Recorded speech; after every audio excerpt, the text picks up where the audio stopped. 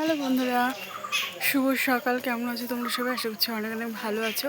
আজকে অনেক দিন পর লাইভ করছি। দেখো সকাল সকাল রেডি হয়ে গেছি। তো এখন যাচ্ছি আমরা মাসির বাড়িতে। তো ঘাড়ে না ব্যাগ নিয়ে রেডি। ওই যে ব্যাগ নিয়ে রেডি, আর আমি ওইদিকে রেডি। তো চলো, এই যে টোটোতে করে এখন যাব।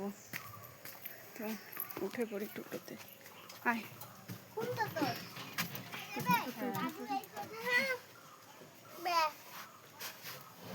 এখানে থাক।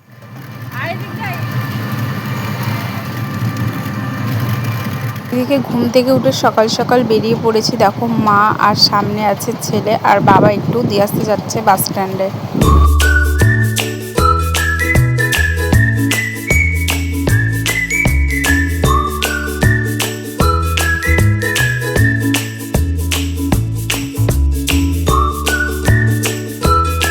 এত সকালে বেরিয়েছিলাম, একটা দোকানও খুলেছিল না।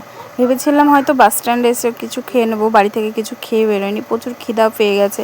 তো এদিকে দেখো গাজল চলে এসেছি, আর এই দেখো বাসে আমরা বসে আছি, সামনে বসেছিলাম। আর এই জায়গাটা তো সবাই চিনবে, যারা মালদা যাওয়া আসা করো তারা চিনতে পারবে এটা কোন জায়গাটা। তো দেখো গাজলের সামনে প্রায় চলে এসেছি। তো গাজলে নেমেই ছেলেকে ভাবলাম একটু পরোটা বা কিছু খাওয়াবো। তো সেরকম কিছুই এখনও সকালে ভাজেনি, এখন প্রায় 7টার মতো বাজে। তাই ওকে একটু মিষ্টি কিনে দিলাম, মানে ওই বলছে মা আমি এই মিষ্টিটা খাবো। তো দেখো খেয়ে নিল। আর এখানে দেখো এই যে মালদার রাস্তার আমরা এখানে দাঁড়িয়ে আছি। তো চলো মাসির বাড়িতে যাই এখন।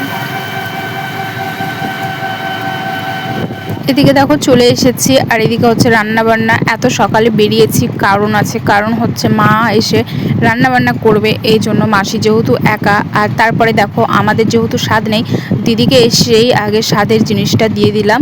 তো একটা শাড়ি এনেছিলাম আর আলতা সিঁদুর দিতে হয় এনেছিলাম। তো দিদি বলছে আমাকে একটু আলতা পরিয়ে দে, ওকে একটু আলতা পরিয়ে দিলাম।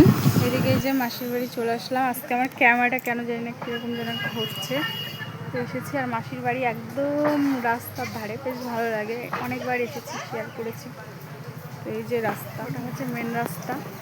এদিকেও একটা রাস্তা চলে গেছে, আর এইদিকে আমার মাসির বাড়ি। তো খুব সুন্দর লাগে এই জায়গাটা আসলে আমার। তো চলো পরে কথা হচ্ছে। এইদিকে দেখো ক্যামেরাম্যান কে হয়েছে, আমার ছেলে ক্যামেরাম্যান। ও যে দেখো বাইরে কি রান্না বান্না হচ্ছে, কে রান্না করছে সেগুলো তুলে নিয়ে এসেছে। তারপরে এইদিকে এত গরম পড়েছে, এখন প্রায় 1টা 2টো বাজে, আর এত বিশাল গরম লাগছিলো। আমি কোনো রকম শাড়িটা পরেছি, এখন হাত মুখগুলো একটু ধুয়ে ফ্রেশ হব। আর এইদিকে দেখো আমার মাসি বসে পড়েছে স্বাদ দিতে। এদিকে স্বাদের যা রান্নাবান্না সব হয়ে গেছে, আর ওইদিকে রান্নাবান্না হচ্ছে। আর এদিকে দেখো স্বাদটা দিয়ে নিচ্ছে। তো আমাদের বাড়িতে আমার মায়েদেরও স্বাদ নেই, আমার শ্বশুর বাড়িতেও স্বাদ নেই, মাসিদের বাড়িতে আবার আছে।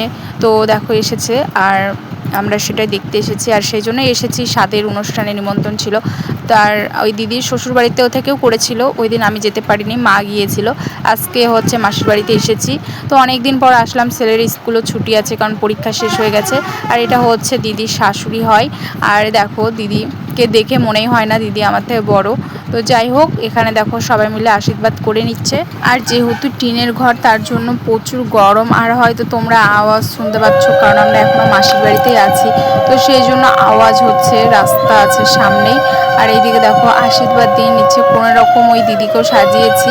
ও তো একদম অন্য শাড়ি পরতেই চাচ্ছিল না, কোনো রকম এই যে সুতির শাড়িটা পরেছে, কারণ গরমে একদমই থাকা যাচ্ছিল না, এত গরম। আর তার মধ্যে রান্নাবান্না হচ্ছে এই বাড়ির ভিতরেই, তার জন্য এই গ্যাসের হিটগুলো আসছে একদম রান্নাঘরে থেকে, মানে ঘরের মধ্যে। তো যাই হোক, একদম আমার অবস্থা একদম শেষ এই গরমে। তো সবাই শুধু ফ্যানের মধ্যে বসে বসে থাকছে।